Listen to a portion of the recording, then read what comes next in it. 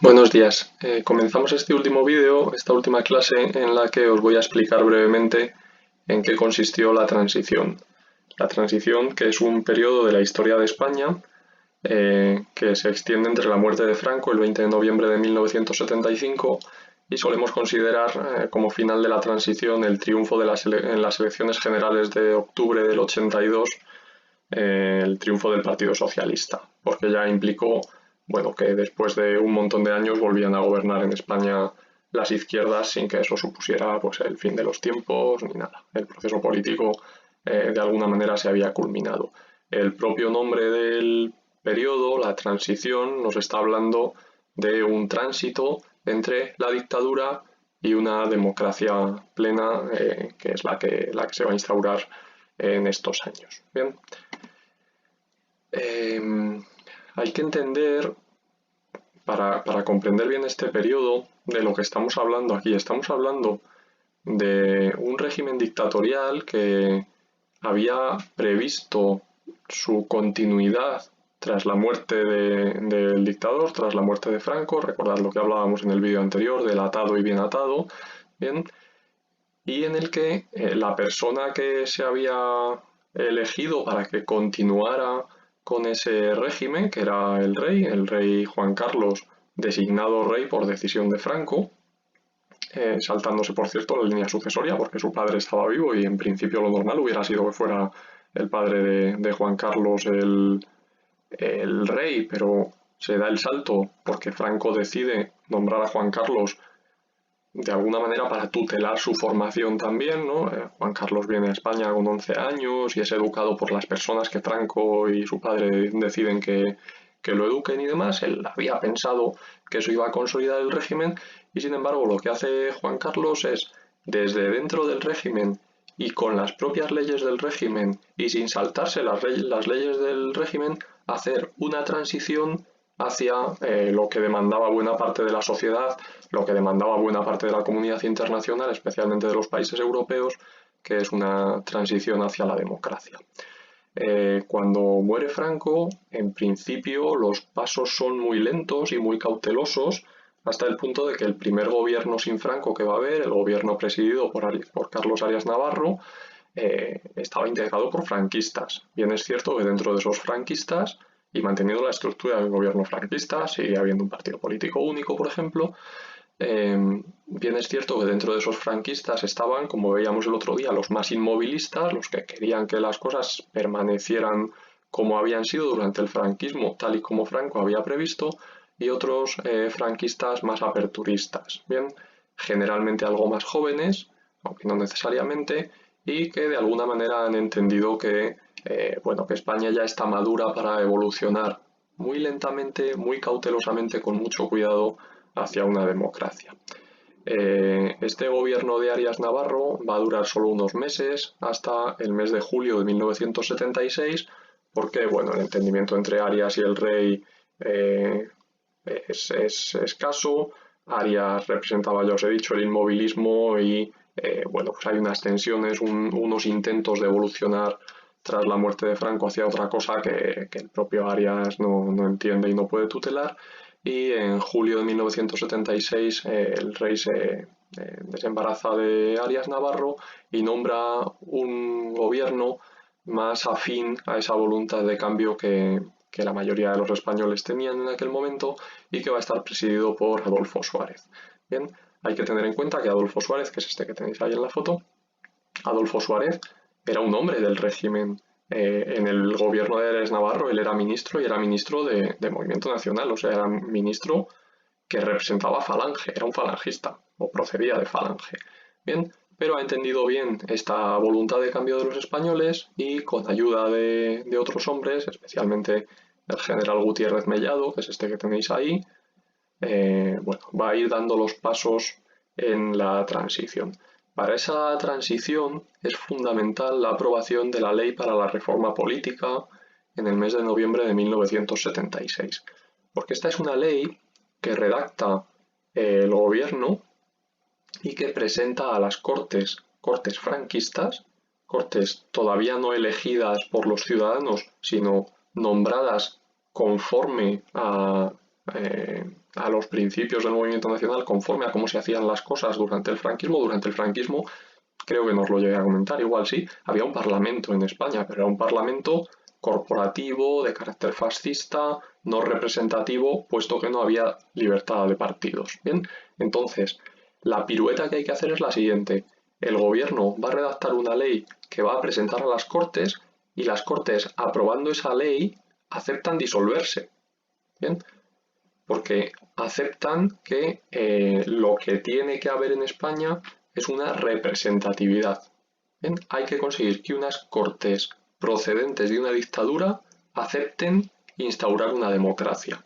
Bien, bueno, ya podéis imaginar que el proceso fue complicado.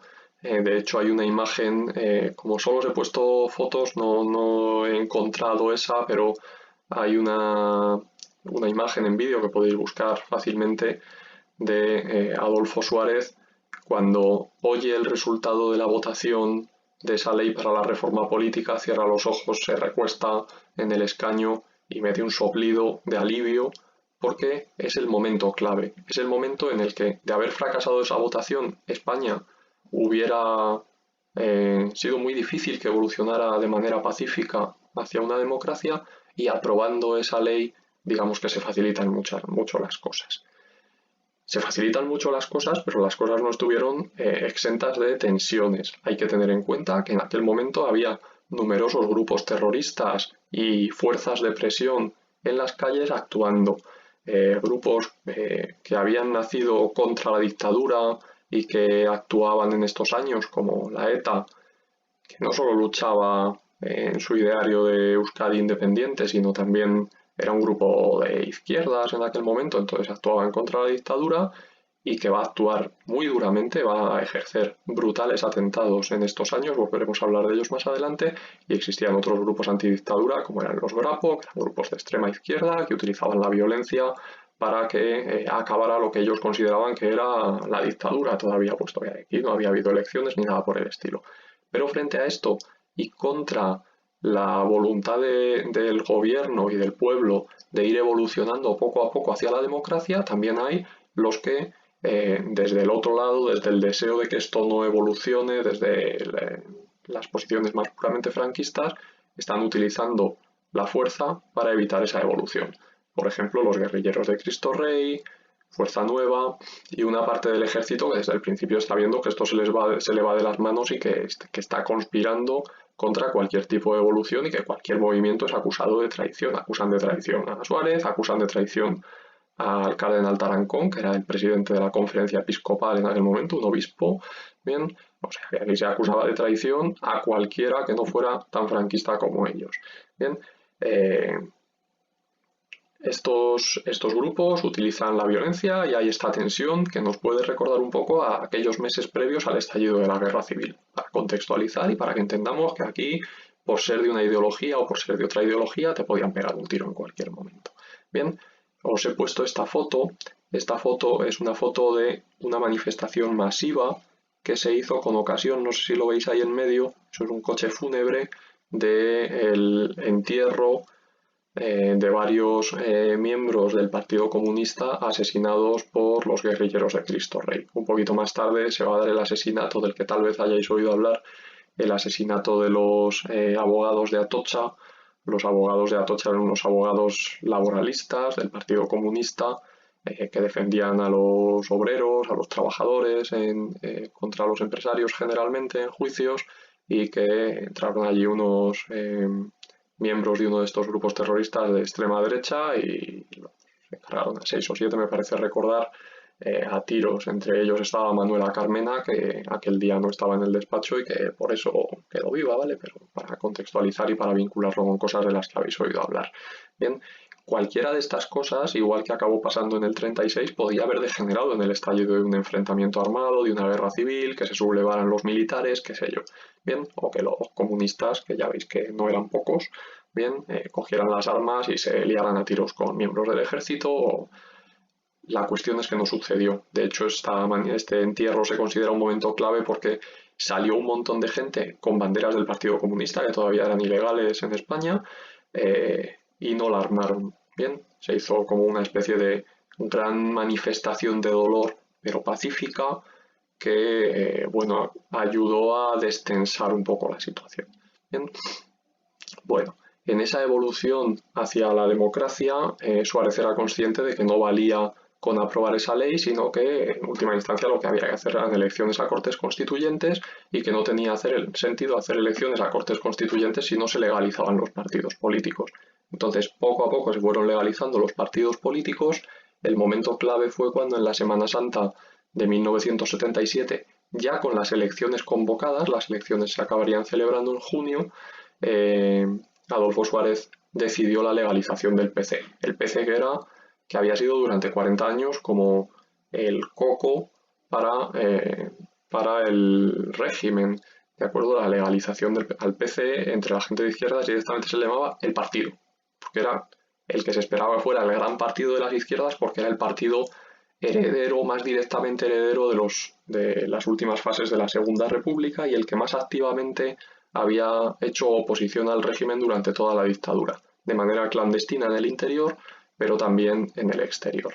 Bueno, la legalización del PC se hizo un sábado santo, aprovechando que la gente estaba de vacaciones y que mucha gente todavía en aquella época la radio estaba muy controlada y que las noticias no llegaban con tanta facilidad para de alguna manera minimizar el impacto que podría ocasionar.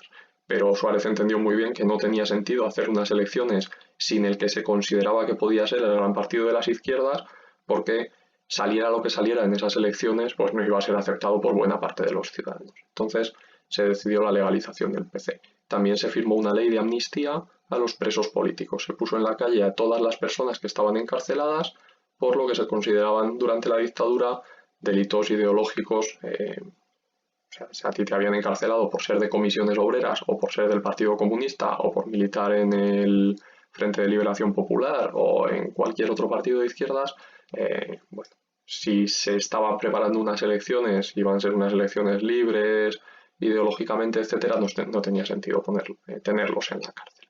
Y también un poquito más tarde, pero os lo he metido aquí como último elemento de este primer gobierno Suárez, se aprobaron los pactos de la Moncloa. Los pactos de la Moncloa, que son unos acuerdos firmados por todos los partidos políticos, porque en España en este momento no solo teníamos una situación de cambio político, sino que había una situación de gran crisis económica. En 1973 estalla la crisis del petróleo. Por el conflicto entre Israel y Palestina, los países árabes deciden disparar el precio del petróleo.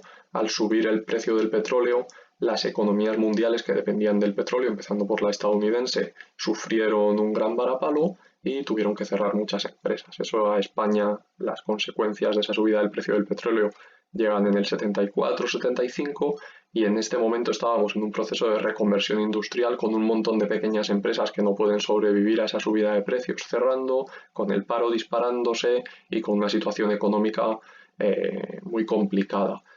El espíritu de la época, esta idea, ahora después os citaré la palabra de concordia, de hay que buscar acuerdos, hay que buscar lo bueno para la mayoría, va a llevar a que todos los partidos dejen un poco de lado diferencias ideológicas y acepten firmar estos pactos de la Moncloa. Acuerdan entre todos una salida a la crisis económica del momento.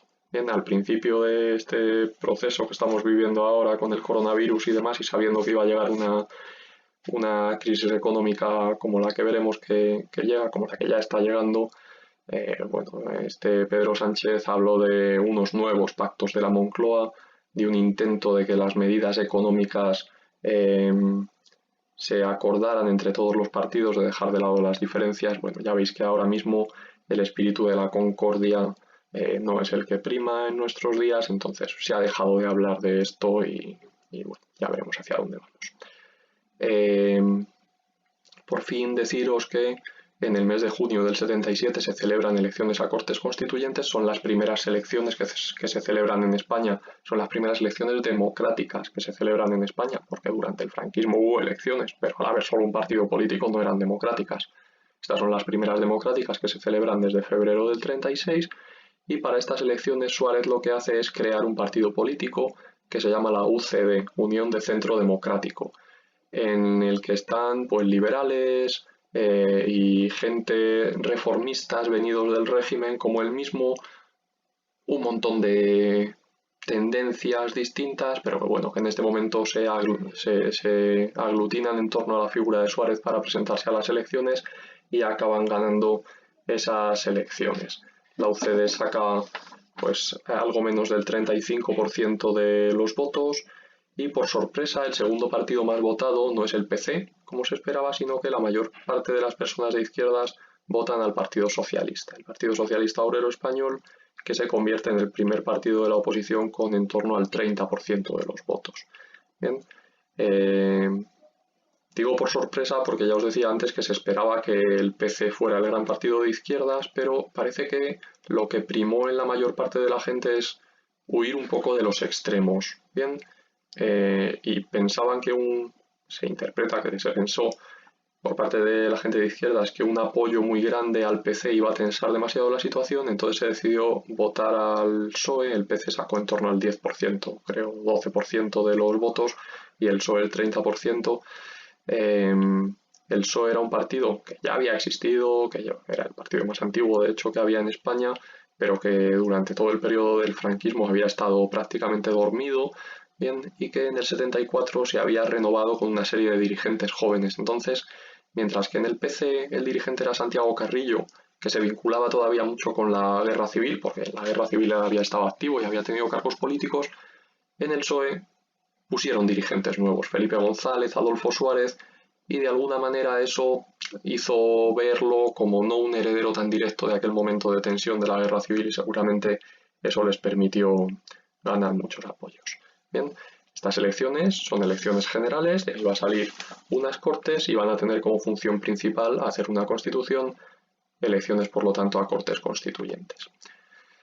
Y esta constitución de 1978, que es la constitución que sigue vigente a día de hoy, va a ser la que acabe aprobándose en el mes de diciembre del 78 y está un poco inspirada por esa idea del consenso. La Constitución se hizo de la siguiente manera, las Cortes lo hacen, pero para los trabajos previos se eligió, se nombró por los distintos partidos que componían el Parlamento a los que conocemos como los padres de la Constitución. Son estos 7 señores que veis ahí. Bueno, si veis alguna foto de aquel Parlamento, es un Parlamento en el que prácticamente no hay mujeres todavía, es un Parlamento absolutamente masculino y los padres fueron 7 hombres.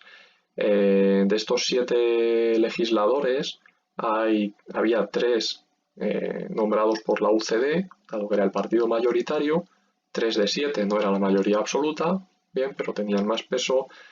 Son Gabriel Cisneros, que es este de aquí, este de ahí, Miguel Herrero de Miñón, que es este de las gafas que tenéis ahí detrás, y Pérez Llorca. Bien, Pérez Llorca, que era otro diputado catalán y de la UCD. Bien, que es este de aquí. Luego el Partido Socialista nombró a Gregorio Peces Barba, es este que tenéis en primera fila.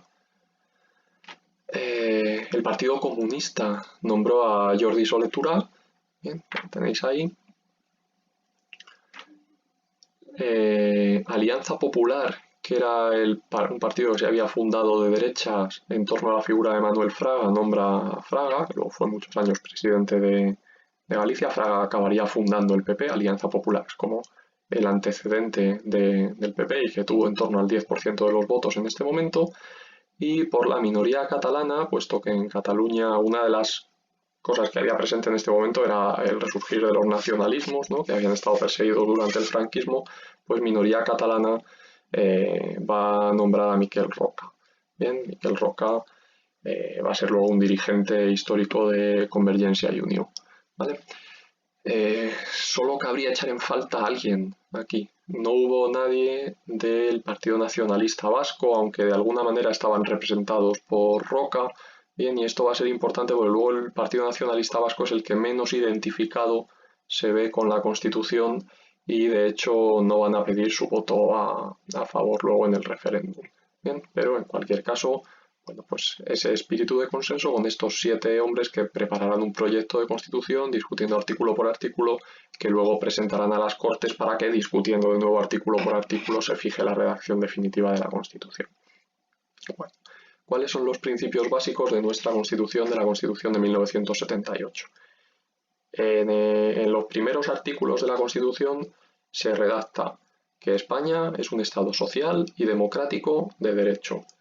Estado social, o sea, que debe atender a las necesidades de los ciudadanos, o sea, no es un Estado liberal, bien, sino que va a haber, el Estado debe velar por los derechos mínimos de todo ciudadano, una educación, una sanidad, una atención social, etc. Es un Estado democrático, lógicamente, puesto que hay una Constitución, estamos hablando de libertad ideológica, defensa de las libertades y de separación de poderes, y es un Estado de derecho. En un Estado de derecho prima la igualdad de todos los ciudadanos ante la ley.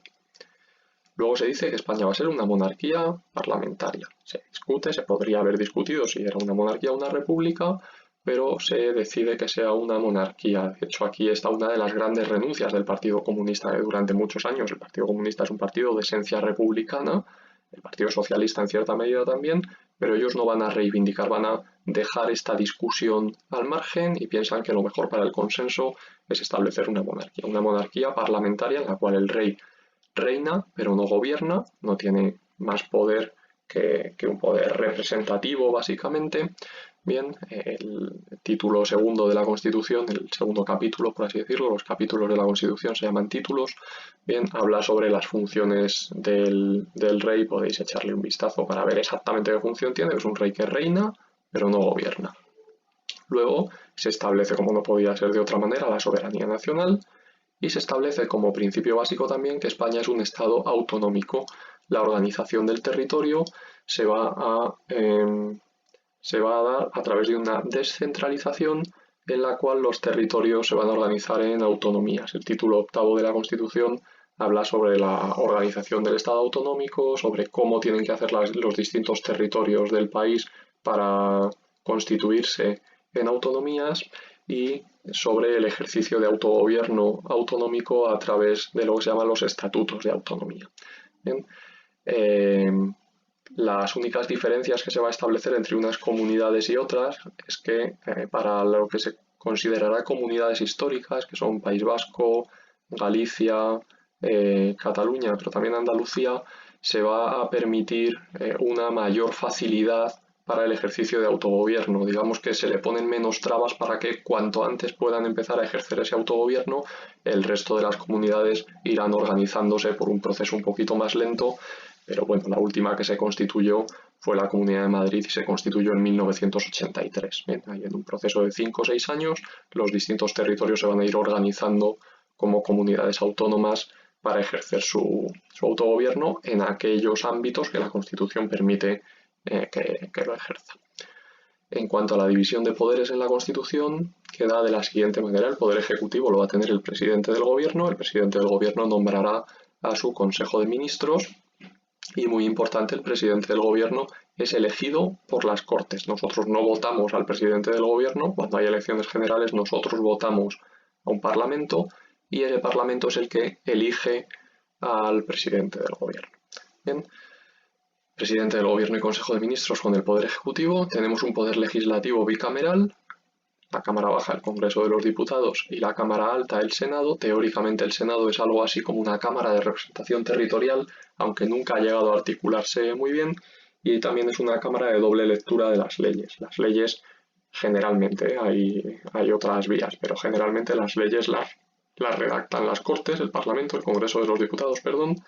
Una vez redactadas y aprobadas por las Cortes, pasan al Senado. El Senado puede introducir enmiendas, cambios, modificaciones, correcciones, etc. Las vuelve a mandar a las Cortes y las Cortes las revisan otra vez, pueden introducir nuevos cambios, nuevas enmiendas, etc. Las aprueban y finalmente pasan para que se ejecuten al Consejo de Ministros. Y por fin el Poder Judicial, que es ejercido por los tribunales de justicia. La Constitución se votó en las Cortes, se aprobó en las Cortes y luego pasaba la ratificación, faltaba la ratificación por parte del pueblo. La ratificación por parte del pueblo va a venir en un referéndum que se celebra el 6 de diciembre de 1978 es un referéndum en el que vota el 67% de los llamados a votar, de los mayores de edad en aquel momento, por supuesto ya incluyendo también a las mujeres, y de entre los que la votaron, el 87%, casi el 88%, vota a favor, por lo tanto la Constitución queda ratificada. Bien, en un análisis más fino, pues suele ser interesante ver los resultados en las distintas regiones de España, porque es cierto que en el País Vasco fue donde menos apoyo tuvo por esta falta de participación de los nacionalistas vascos en su redacción, aunque la Constitución hace guiños a los deseos de soberanía vasca, como las disposiciones adicionales en las que se les reconoce al País Vasco y a Navarra una tributación distinta, etcétera. Pero bueno, en cualquier caso fue aprobada. Os he puesto también esta foto es una foto de la celebración para ilustrar un poco lo relativo al Estado autonómico, la celebración de la Diada, del Día de Cataluña, el 11 de septiembre de 1977, cuando se estaba en proceso de redacción de la Constitución, en la cual más de 1 millón de ciudadanos salieron a la calle bajo el lema libertad, amnistía y estatuto de autonomía. Bien, lo que pedía en aquel momento la mayor parte del pueblo catalán. Ya veis también no solo nacionalistas, sino también comunistas. Bien, el PSUC, que era el Partido Socialista Unificado de Cataluña. Bien, era, os he dicho, libertad para los presos políticos, amnistía y estatuto de autonomía. Bien, ese proceso autonómico que ya se había iniciado en la Segunda República, que había quedado interrumpido luego y que ahora se va a pedir que se retome. Bueno, una vez sacada adelante la Constitución, de alguna manera se ha hecho lo más difícil, pero comienza la política en serio. O dicho de otra manera, hasta aquí todos estaban de acuerdo en que se quería, todos los grupos políticos estaban de acuerdo en que se quería pasar de una dictadura a una democracia, o la inmensa mayoría, se hace y a partir de ahora empieza el juego político de yo tiro para mi lado porque tengo una ideología distinta a la tuya y empiezo a hacer oposición realmente. Tras la aprobación de la Constitución se convocan nuevas elecciones, puesto que las primeras ya habían cumplido su misión. Las Cortes Constituyentes, pues una vez hay Constitución, se celebran nuevas elecciones, se hacen a principios de 1979 unas nuevas elecciones generales donde vuelve a ganar la UCD. El Partido Socialista vuelve a ser el segundo partido más votado. Pero un poquito después, unos meses después, se celebran unas elecciones municipales para elegir a los alcaldes conforme a lo que se ha establecido en la Constitución, y aquí sucede algo notable, que es que en los principales ayuntamientos del país ganan las fuerzas de izquierdas. En muchos de estos ayuntamientos lo que se hizo es que el Partido Socialista y el Partido Comunista presentaron candidaturas conjuntas y ganaron en Madrid, por ejemplo. Bien, esto es muy importante porque es la primera vez que las izquierdas ganan unas elecciones desde las elecciones del 36 y porque de alguna manera va a dar a los dirigentes de izquierdas la posibilidad de gobernar, aunque sea gobernar municipios, pero claro, gobernar municipios como Madrid implica estar gestionando mucho dinero, por ejemplo. Bien, y de alguna manera sirve a los partidos de izquierdas para mostrarse como partidos de gobierno. Bien, porque hacer oposición es muy fácil, desde fuera del poder decir esto está mal, esto no habría que hacerlo así, bueno, es relativamente sencillo, pero gobernar y tomar decisiones ya te expone más. Bien, ya no vale con que digas esto habría que hacerlo así, que tú llegues y seas capaz de hacerlo y de demostrar que lo que has hecho funciona. Bien, y por otro lado sirvió para quitar miedos de alguna manera. Hay partidos de izquierdas gobernando Madrid y no están expropiando los bienes a la iglesia o no están expropiando los bienes a los ricos. ¿De acuerdo?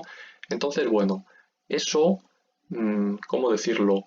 Blanqueó, quitó el miedo a que la izquierda volviera a gobernar en el país a mucha gente que a lo mejor no eran unos franquistas convencidos, pero que, claro, les habían estado contando durante 40 años que estos lo que querían era revancha y venganza y quitar y no sé qué. Entonces, el hecho de que gobernaran, que lo hicieran más o menos bien y que España no fuera al caos, digamos que legitimó a los partidos de izquierdas. Eso sí, termina el consenso y se emprende una durísima oposición por parte del PSOE y de otros partidos al gobierno de Suárez. Bien, ahí tenemos, por cierto, a Felipe González y Alfonso Guerra que os citaba antes. Estos años son además años muy duros porque en los años 79, 80, 81 son los años en los que ETA mata más gente. Pensad que ETA a lo largo de los 50, 60 años que existió mató algo menos de 900 personas. Solo en cada uno de estos años, 79, 80, 81, mató cada año en torno a 100 personas. O sea, en 3 años mató a un tercio de la gente a la que asesinó durante toda su existencia. Bien, eh, claro, de alguna manera eso motivó que a Suárez le surgieran muchas críticas desde sus propias filas y desde el ejército. Y empezó a crear, por un lado, una crisis interna dentro de UCD, que era un partido que se había creado para una función muy clara, que era para hacer esa transición, y que una vez hecha esa transición, pues se empezó a ver muy claro que había distintas ideologías dentro de él y cada uno fue tirando hacia su lado, pero además le surgió profundas críticas o le provocó profundas críticas dentro del ejército, ¿no? El hecho de que Suárez no fuera capaz de controlar a los terroristas motivó que el ejército dijera aquí lo que hace falta es un gobierno militar, mano dura igual que durante el franquismo no había libertades pero había paz y ahora tenemos a 100 muertos encima de la mesa cada año, tenemos que volver a gobernar los militares. Entonces eso acabó llevando a que el 23 de febrero de 1981 Tejero diera el golpe de Estado, el coronel Tejero diera el golpe de Estado en las Cortes, en una cita de las Cortes que estaba siendo televisada en directo y por eso tenemos imágenes, muchas imágenes del golpe de Estado, incluso en vídeo, todos las habéis visto seguramente, y es que ese día lo que se estaba votando ahí era la elección de un nuevo presidente del gobierno. Suárez había anunciado su dimisión en el mes de enero de 1981 y había que elegir un nuevo presidente del gobierno. El golpe de Estado, el brazo ejecutor más claro fue Tejero, que sabéis que era un coronel de la Guardia Civil, pero había militares muy importantes detrás de él, Milans del Bosch, que sacó los tanques a la calle en Valencia, y el que estaba detrás de todo esto era un general del ejército, Alfonso Armada, en principio muy cercano al rey, en los años anteriores había sido uno de sus mentores y que en aquel momento era el segundo jefe del Estado Mayor, o sea, un cargo altísimo dentro del ejército. Sin embargo, el golpe fracasó porque el rey, en nombre del cual decían actuar los militares dirigidos por Armada, el rey no apoyó el golpe, salió a dar un discurso celebérrimo en la tele diciendo que lo que querían los españoles era democracia y que la única manera de gobernar el país era dando la palabra a los españoles. Y bueno, hubo un rechazo masivo por parte del pueblo que al día siguiente, cuando ya fracasó el golpe, se manifestó en las calles, los principales periódicos se pusieron en contra del golpe y demás, y todo esto de alguna manera sirvió para consolidar todavía más el nuevo sistema político, para consolidar la democracia. Bien, de hecho hay historiadores que dicen que con el fracaso del golpe, pues ya claramente ha triunfado la transición.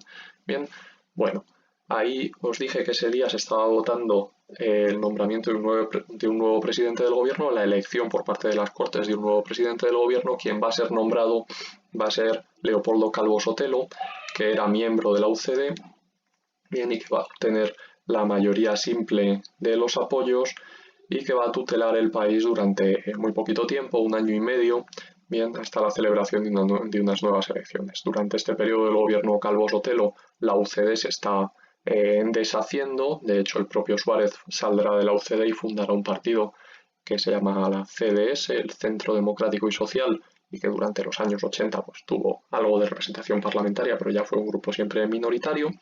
Bien, se aprueban algunas leyes importantes, como la ley del divorcio, muy criticada de nuevo desde la derecha, desde las posiciones más conservadoras del país, bien, pero se saca adelante con la mayoría de los votos en el Parlamento y supone una gran evolución social, una respuesta a una gran demanda social por parte del país. Implicaba de alguna manera también la laicización del país, como decía la Constitución. La Constitución dice que España es un país aconfesional y la aprobación de la ley del divorcio de alguna manera venía a revertir al Estado lo que hasta aquel entonces había estado dominando la Iglesia, que era, pues, por ejemplo, el tema del matrimonio. Bien, está ya una crisis social como es la crisis de la colza, una cuestión de intoxicación masiva en el país por culpa de la venta a granel de un aceite que en principio que no superaba los estándares de consumo, que no estaba hecho para la alimentación y que va a motivar la muerte de cerca de un centenar de personas, me parece recordar. Y que, bueno, pues al final todas estas crisis, aunque el gobierno no sea el máximo responsable, minan también la acción de gobierno. Seguramente la gran decisión, junto con la ley del divorcio de este periodo, es la entrada de España en la OTAN. Se celebra un referéndum para votar la posibilidad de que España se integre en la OTAN. En general, los partidos de izquierdas se manifiestan en contra, con el lema de OTAN no, bases fuera. El Partido Socialista es muy curioso porque hace campaña con el eslogan OTAN de entrada no, y lleva en su programa electoral de las elecciones del 82 que se celebrará un nuevo referéndum para ver si España sale de la OTAN, y luego cuando se celebre ese nuevo referéndum, con ellos ya en el gobierno van a defender que España permanezca en la OTAN. Bien, pero bueno, aquí en principio hubo manifestaciones muy numerosas, en la zona de Alcalá especialmente, bueno, de Torrejón más bien, porque muchas de estas manifestaciones se hacían en el entorno de las bases militares estadounidenses para que España no entrara en la OTAN. Sin embargo, en el referéndum se acaba aprobando, los españoles acaban votando a favor de la entrada de España en la OTAN, y finalmente en el mes de octubre de 1982 se celebran elecciones generales anticipadas. Del 79 al 82 no se había completado los 4 años de legislatura, pero la falta de apoyos internos de Calvo Sotelo llevan a la celebración de unas nuevas elecciones en las que el Partido Socialista aplasta, bien, obteniendo más del 40% de los votos y 202 diputados. 202 diputados de un Parlamento que era el que tenemos ahora, de 352 diputados, la mayoría absoluta en España está en 176 escaños. El PSOE va a ganar con 202 diputados. Bueno, de alguna manera se considera que aquí ha terminado la transición porque ya se ha entrado en un proceso de normalidad democrática que va a llevar a que Felipe González gobierne el país hasta 1996, durante 4 legislaturas, 2 con mayoría absoluta y 2 con mayoría simple, y bueno, a que se vayan tomando decisiones como la aprobación de más derechos sociales, un proceso de reconversión industrial durísimo que le costó varias huelgas generales a los gobiernos del Partido Socialista, o seguramente el otro gran hito de la transición y que algunos, o de la democracia, y que algunos historiadores cifran como el momento final real de la transición, la entrada de España en la Unión Europea, en lo que entonces era la Comunidad Económica Europea, el 1 de enero de 1986. En cualquier caso, la mayor parte de los historiadores dicen que con la victoria electoral de Felipe González del PSOE en las elecciones del 82, damos por terminada la transición. Y yo doy por terminado el curso. Espero que os haya interesado este último vídeo, y cualquier duda que tengáis o cualquier cosa que me queráis hacer saber, pues por los cauces habituales en Classroom, que seguiré mirando hasta finales de mes, o si queréis, por supuesto, por mi correo electrónico que tenéis todos disponible. Bueno, un abrazo a todos, hasta luego, chicos.